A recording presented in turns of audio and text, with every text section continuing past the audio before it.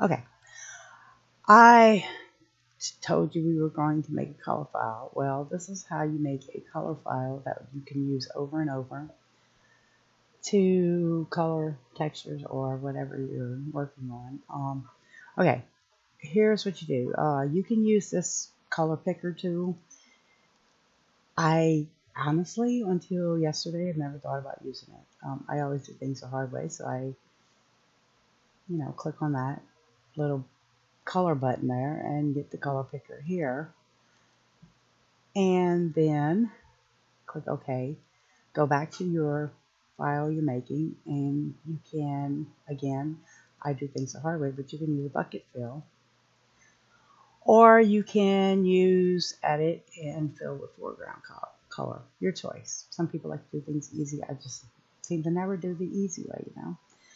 Then you click up here in layer and click new layer.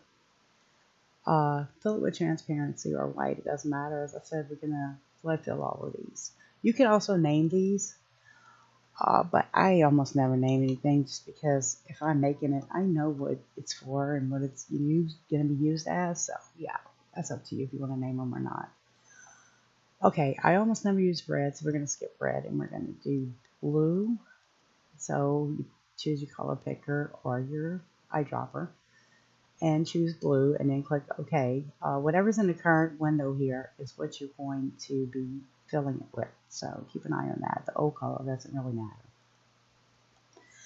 And then make sure your second layer is highlighted and you want to flood fill this, fill with foreground color. You can multiply these as you're doing it or overlay it or whatever. And as you're doing it also you can turn them off. So you see a transparent background.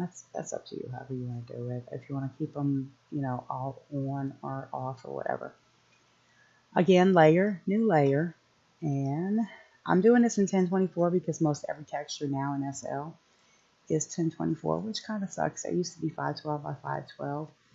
And that uses a whole lot less memory because it takes 4 512 by 512 textures to use the same memory as one 1024 by 1024 texture. So yeah, people are using 4 times the memory now. Okay, so random access memory, it's memory, right? I mean, what's the difference? Anyway, so we're going to do the dark red. I love that color. I don't like bright red. I almost never use it.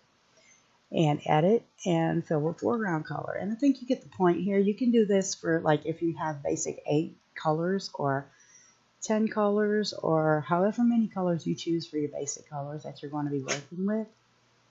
Just make a new layer here and put all those colors into one file. And then you can save it as a GIMP file. We'll choose file and save as. And we'll save that in Second Life folder. And I call it color template.xcf for GIMP file. And we can save it. That way when we go back, we can go back and bring it up. And it will be as we saved it. And hopefully you will have all of them multiplied and not be like me and forget to multiply before you save it. And then when you have a new shirt, chart, whatever you're working on, and you want to use these colors to texture it, I have this chart here that we were working on a while back that I was teaching you with. And so I'm going to turn this grayscale first off, colors, and then colorize. And then I'm going to drag the saturation down. I think you know how to do that, but I'm going to put it in here anyway. And click OK. Then I will copy it, edit, and copy. And here I will paste it as a new layer. So you go to edit and then paste as new layer. And as you can see, a lot of these things have these little keys, shortcuts on the side, like paste as a new layer. If you click Control, Shift, and V, it would paste it as a new layer. I've never bothered to learn those because, again, I do things the hard way. Actually, I would paste it as a new image, and we don't want to do that. But we're going to paste it as a new layer. And I want to drag this layer all the way down to the bottom. You can use these little arrow keys here, these green arrow keys that will also move it up or down, whichever way you want it to go. Okay, so now if I wanted these shards to be yellow, I would just click my yellow texture. And then if I decided no, I didn't want them yellow, I wanted blue, or I wanted to make them yellow and blue, I forgot to click this button thing out of all these. But here's how you can use your pat tool to be able to do all these different layers that you're going to have to cut this button hole out of, okay? So we're going to trace around these buttons with the pat tool. And this doesn't have to be perfect. And then selection from path. So you have the little marching ants going around the selection. Now you can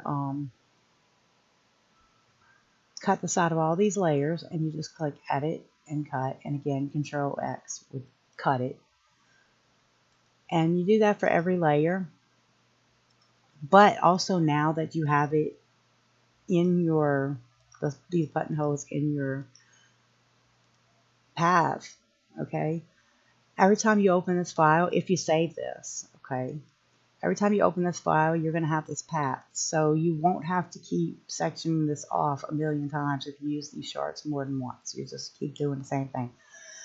But anyway, that's how you do easy coloring for a template. And you can use this again and again. You can import any texture you want. Like I could open a shirt texture and do the same thing, have the same colors. So let's do grayscale halter.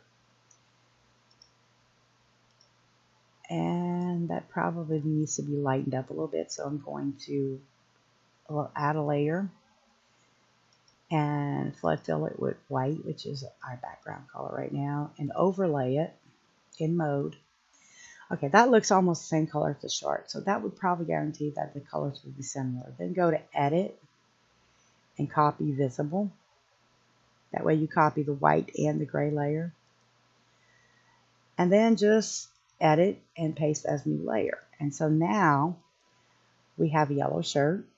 And if we turn the shirt off, we have a yellow shirt. So we can make matching colors with one file, simple one click. And you don't have to like do a lot of extra work. You just do the work one time, and then the template does all the rest for you. And all you have to do is save it. Okay, that's it.